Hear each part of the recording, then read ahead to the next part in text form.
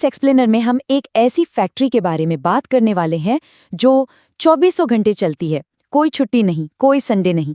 ये है हमारा रेस्पिरेटरी सिस्टम यानी श्वसन तंत्र। एक तरह से ये हवा को प्रोसेस करने वाली हमारे शरीर की अपनी फैक्ट्री है। तो चलिए बिना देर किए इस सिस्टम के अंदर चलते हैं और देखते हैं कि ये पूरी मशीनरी आखिर काम कैसे करती है। अब जरा इस नंबर पर गौर कीजिए, 66 करोड़ से भी ज्यादा, 672,768,000। ये कोई रैंडम लॉटरी नंबर नहीं है, ये असल में वो गिनती है जो बताती है कि एक इंसान अपनी पूरी जिंदगी में औसतन कितनी बार सांस लेता है। मतलब 60 करोड़ से भी ज्यादा बार। और कमाल की बात यह है कि हम सो रहे हों, काम कर रहे हों या कोई किताब पढ़ रहे हों, शरीर ये काम बिना रुके लगातार कर रहा है।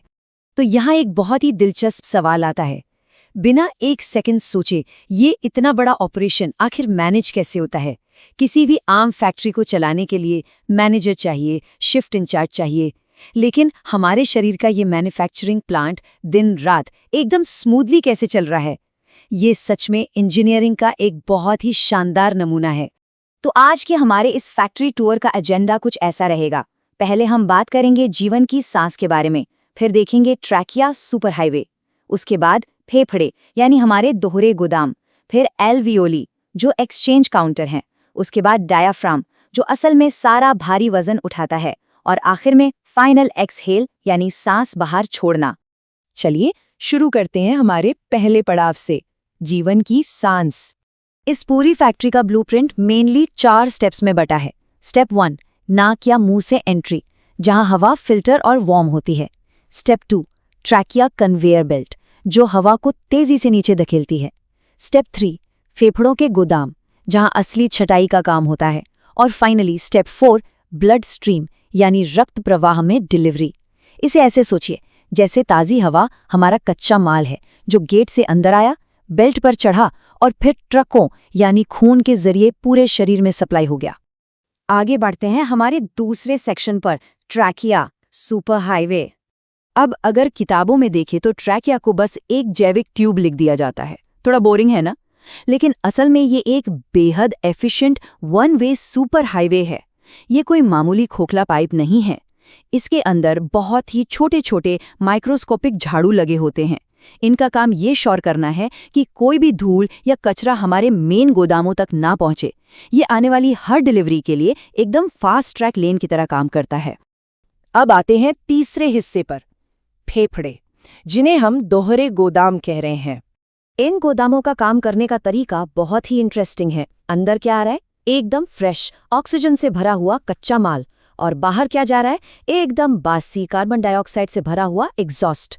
शरीर की बाकी मशीनें लगातार काम करके जो कचरा पैदा कर रही हैं, फेफड़ों का काम बस इतना है कि उस बेकार एग्जॉस्ट को बाहर फेंकने के लिए रेडी करें और नए कच्चे माल को अंदर भेजें। हमारा चौथा स्टॉप है एल्वियोली यानी एक्सचेंज काउंटर। एल्वियोली असल में फेफड़ों के अंदर हवा की छोटी छोटी थैलियां होती हैं। लेकिन इसे आसानी से समझने के लिए सोचिए कि ये किसी बहुत ही बिजी इंटरनेशनल एयरपोर्ट का करेंसी एक्सचेंज काउंटर है। ये थैलियां फुल स्पीड में काम कर रही हैं।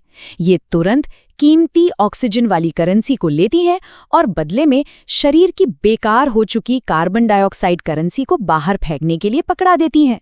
यहाँ हर मिलीसेकंड में अरबों का व्यापार चल रहा है। और अगर हम इसके स्केल की बात करें तो सच में दिमाग चकरा जाएगा। ये लाखों छोटी छोटी थैलियां हैं।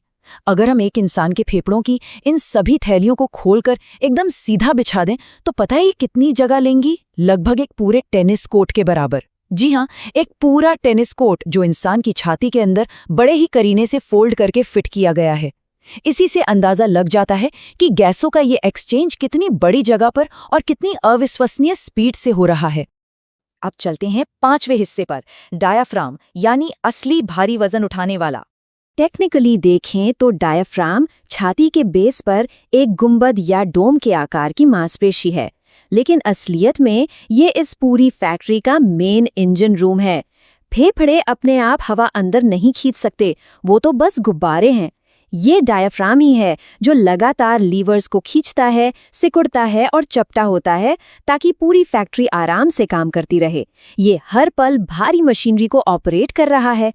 सच कहूं तो डायफ्राम हमारे शरीर का वो अनसुना हीरो है जो सारी भारी मेहनत कर रहा है बस इसलिए ताकि फेफड़े आसानी से फूल और पिचक सकें। विज्ञान या कविताओं में हमेशा फेफड़ों की ही तारीफ होती है, लेकिन असली फिजिकल काम तो बेचारा डायफ्राम कर रहा है। जब ये नीचे की तरफ खिंचता है तो एक वैक्यूम बनता है और उसी वैक्यूम से हवा अंदर आती है।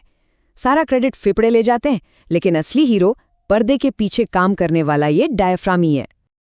और अब हमारे टूर का छठा और आखिरी पड़ाव, द फाइनल एक्सहेल। सांस अंदर लेने और बाहर छोड़ने का जो मैकेनिज्म है वो एक दूसरे से बिल्कुल उल्टा है। इनहेल करना यानी हवा अंदर खींचना एक एक्टिव काम है जिसमें मेहनत लगती है। डायफ्राम नीचे खींचता है और वैक्यूम ताज़ी हवा को अंदर लाता है। लेकिन इसके उलट एक्सहेल करना यानी हवा बाहर निकालना बहुत ही रिलैक्सिंग प्रोसेस है। इसमें डायफ्राम बस आराम करता है, वापस अपनी पुरानी जगह पर जाता है और छाती का आकार कम होने से CO2 वाला सारा कचरा अपने आप गेट से बाहर धकेल दिया जाता है।